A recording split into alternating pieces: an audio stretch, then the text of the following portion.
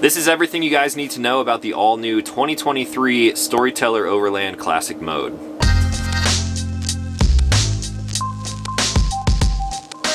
What's going on, everyone? Back with another episode of Stuff and Things. Today I'm giving you a little bit of a van tour. I have picked up my all-new 2023 Storyteller Classic Mode in Birmingham, Alabama on Monday.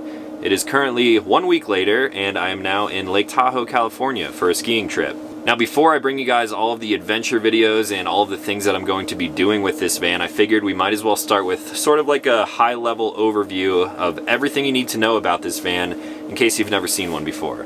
This will essentially be an overview as if you were going to one of the many Storyteller dealers all around the country and just looking at the window sticker. You can find all this information at their dealers, but also on their website too, so I'll be leaving some links for that stuff in the description down below. Now I'm going to break down this overview into a few different sections, so if you guys want to skip ahead and find out something in particular that you're looking for, you can find all of the links in the description down below, or you can just click ahead to the different chapters on the timeline below.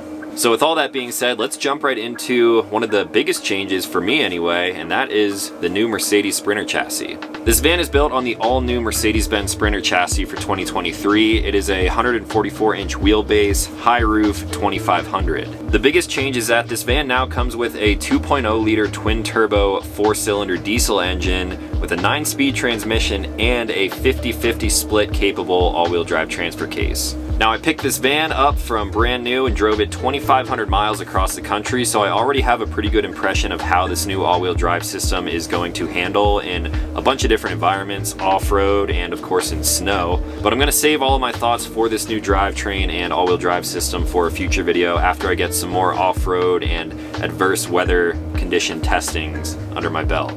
Now moving on to the cab conveniences. Up front we have LED high performance headlights, as well as fog lamps with corner correcting light function, which is pretty neat. This van has heated leather swivel driver and co-driver seats, rain sensing windshield wipers, and a rear glass tint with defrost back there as well. The mirrors on this van are heated and they electrically fold, which is really nice when you're trying to get through some tight spots, maybe into a garage or even on some tight trails. And with Mercedes-Benz multimedia system, it comes with a 10.25-inch touchscreen with a parking package, so you get 360 views with cameras all around the outside of the van. This makes driving in cities and parking a heck of a lot easier, and overall it's just a better driving experience. And then of course there's all of the rest of the creature comforts that come with a brand new Mercedes Sprinter van. We have satellite radio, intelligent navigation, smartphone wireless charging, Apple CarPlay, Android Auto, active lane keep assist, active brake assist, traffic sign assist, which is pretty cool. It actually reads the traffic sign when you're out there driving on the road and it will indicate what the speed limit is. And then of course you have the assist handles, a ton of cup holders, and overall it's just a really pleasant driving experience. It's very comfortable in this van. So that's about it for the chassis, but now we're jumping into the Storyteller features, and this list is extensive. If you guys have any questions on any of these features, let me know in the comments down below and I'll try to chime in and answer anything as best as possible. We're gonna rattle these off because there's a lot. So for the interior of the Storyteller Classic Mode, we have the Dreamweaver bed and a convertible work surface in the rear. This is of course great for sleeping, also great for working, and it flips up out of the way so you can haul some larger items in the back there, like maybe a motorcycle. And then we have the Groove Lounge that I'm sitting on top of right now. This is a 2-seater convertible sofa bed with a bunch of different configurations. One thing that people often overlook is that the seat belts of the Groove Lounge are actually pull tested, so when you're traveling around with passengers, you're actually doing it in a safe manner. For the controls, we have the ModeCom 11-inch full-color touchscreen control system. This is how you get access to the HVAC system, the lights, and basically all of the systems in your van are going to be controlled with this panel right here. There is removable upper cabinetry in the rear of this van. Some older models, they were fixed into place and customers were like, hey, it would be nice if I didn't bump my head in the middle of the night. So now Storyteller makes it possible to remove those back cabinets, which is a super cool touch. You will notice that Storyteller is a company that takes a lot of the feedback from their customers and actually implements change into their products, which just makes them better year after year. We have a high-powered ceiling intake and exhaust fan, dimmable LED ceiling lights, under cabinet lights, and also cargo area lights in the rear. There is a cabin air conditioner which is controlled by the ModeCom, as well as a diesel-fired heating system. You have the water control system and then electrical. There are a lot of plugs in this thing. There are a total of 8 110-volt outlets, 6 USB ports, and 3 12-volt outlets throughout the van. The garage cargo area is equipped with some L-track, that way you can strap down things like motorcycles or any other kind of large item that you don't want bouncing around in the back of the van. And this van is also coming with new side and rear door bug screens, which are made by Storyteller. They have magnet closures on them. They also act as blackout curtains if you don't want to actually put the insulated window panels in place. I'm typically not one to like bug screens, but so far I'm really liking this design because you can also roll them up out of the way if you're not using them. The van does come standard with all of the privacy shades like I mentioned for the windshield, the front two windows, and every other window around here. They are insulated as well, so when you are camping in pretty cold environments like I am in right now, it's about 20 degrees outside, keeps the van nice and toasty. And then the last two things to mention about the interior, it does come with a portable Bluetooth speaker which mounts right up here above the galley. When that thing is mounted up there, it is charging and you don't have to worry about power cords lying around, which is very cool. And then of course you have sheep's wool insulation throughout the van, which does help this thing remain a 4-season van. Now for some quick safety features for the inside of the van. We of course have a smoke and CO2 detector right above my head here. There is a fire extinguisher mounted behind the rear of the passenger seat, and there are GFCI outlets throughout the van. That way if things are getting wet or you're in a humid environment, for some reason you may trip a breaker, you got protection right at the outlet level. Now for the exterior of the van. Up top is a front runner roof rack with a sonic wedge wind deflector. You would think that having a lot of stuff hanging off the van would make it noisy while driving, but this thing surprisingly is very quiet as of right now.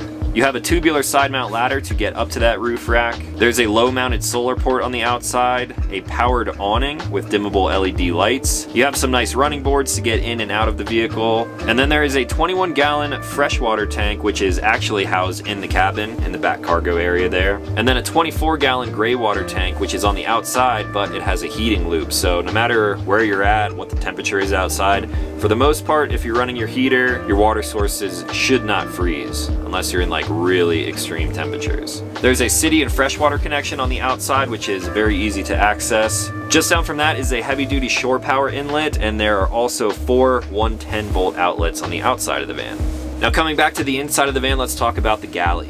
In the galley or kitchen area of this van, you will find a stainless steel sink with a folding faucet, and this thing is actually fairly deep for what it is, so you can throw some dishes in there and also acts as a little bit of storage. There is an exterior fold-down table on the outside of the galley. And then for the appliances, we do have a dual voltage refrigerator and freezer combo, a stainless steel microwave up top in the galley, as well as a portable induction cooktop which stores in the top drawer of the galley. So you have the refrigerator and freezer to store all your food, your induction cooktop to cook some meals, or if you're feeling lazy, you can just pop something in the microwave. Now for the bathroom of this van, there actually is kind of a bathroom in this thing. A lot of people look at the interior of the van and they're like, oh, there's no shower, there's no toilet. That's because things are kind of hidden when it comes to the Storyteller Classic. So if you open up this middle cabinet here, you will find the Halo interior shower system. When you have the Groove Lounge in its upright position, there's actually a flex space concealed shower pan underneath it. This also acts as storage for other items. In my case, I'm throwing some ski gear in here for now. But this is also where you can stash your portable toilet, which does come with all Storytellers. I took mine out because it's the middle of winter. I don't even have water in here right now, so these are functions that I'm not currently using, but I definitely will be in the future. You also have an exterior shower out by the water controls. It does come equipped with a spray valve as well. That way if you want to spray off some mountain bikes or dogs or your kids when you're getting into the van to keep it clean in here, it makes your life very easy. And that diesel-fired heating system also heats up the water. There is a hot water recirculation system, so you can pretty much have hot water almost on demand. It's a lot quicker and saves water than a lot of other options that are out there, and I explained that in some previous videos, but maybe we'll do a deep dive into how to actually use the bathroom and the water systems in this van sometime in the future. And now one of the things that I like to nerd out about, that is the electrical system. This thing is a powerhouse right from the factory. In the back, hidden in the cargo area, is a 12 kilowatt energy storage system which is powered by Volta. Up next to the mode comm, you do have a Volta touchscreen display which will give you all of the vital information for your battery pack, like your temperature, your discharge, your input. All of the information you need about your power system can be found right here. There's a high output auxiliary alternator which is added to these vans, so when you are driving around, the van is charging, and it is doing a pretty damn good job at it as well. If you're staying at camp for a couple of days and you're running that power system down using things like the air conditioner or maybe the induction stovetop, the microwave. All you need to do is go for a little bit of a drive, and that secondary alternator in there pumps power back into this system. I'll do some real world testing of this in the future, maybe like run the batteries down almost to 0 and then see how long of a drive I need to go on to get it charged back up to 100. My guess would probably be only like an hour and a half to maybe 2.5 hours. It really doesn't take long to get this power system back online. For some of the more power consuming features in this van, of course, you do have to turn on the inverter. So in the back you have a high capacity inverter charger and an intelligent power distribution model, which is managed by Modecom. Now going back up to the roof, there is a 90-watt solar panel up there, which is just good enough for like a little bit of a trickle charge when you are staying at a campsite. Generally, you're going to be using more power in the van when you're living in it than